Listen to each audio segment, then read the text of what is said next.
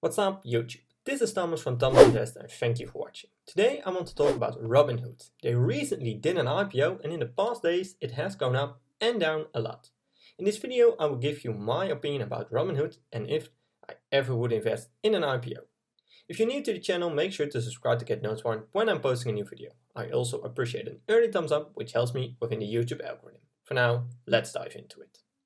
Robinhood Markets Incorporation is a financial technology fintech company that operates an online discount brokerage offering commission-free trading. It provides a web and mobile-based financial services platform that allow users to invest in and trade stocks, ETFs, options, and American depository REITs. It also allows users to invest in certain cryptocurrency based on the geolocation. The company makes money through payment for order flow, premium membership fees, stock loans, interest on uninvented cash, interchange fees related to its debit card, and other smaller revenue streams. The amount of users is rapidly growing as we see in this chart. Back in 2015 they only had 500,000 users, but in 2021 they have 80 million users. They claim to have 17.7 million active users every month, and that 50% of their customers is a first-time investor. In the S1 file, which is about 300 pages long, I find the risk factors Robinhood might face. To sum it up, they have a limited operating history and experience at this scale of operation. They grew rapidly from 290 employees in 2019 to more than 2,000 employees in March this year.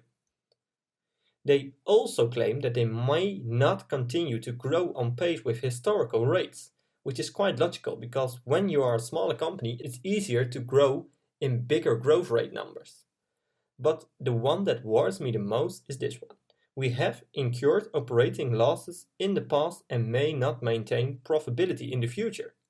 But the one that I find interesting is that they may want to expand into international markets. So this is interesting to me, but also comes with a risk.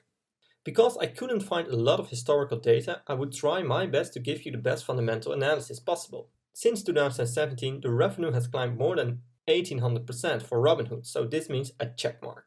It has gone up from 49 million all the way to 960 million. Since 2017, Robinhood became profitable, from a negative 6 million to a positive 7 million in 2020. So this means a check mark again. But it has to be said that it's not a lot. I only could find reliable free cash flow data of 2019 and 2020. And we see that free cash flow is up since 2019, so it's a checkmark of course. It grew by 48%. With the free cash flow you can pay down debt, do acquisitions, buy back shares and pay dividends. As always, I will show you 3 stock price targets. A low multiple of 15, a mid multiple of 20 and a high multiple of 25. If we see the growth numbers of Robinhood, we can assume that a low and mid multiple are off the table immediately. The high multiple will be more realistic.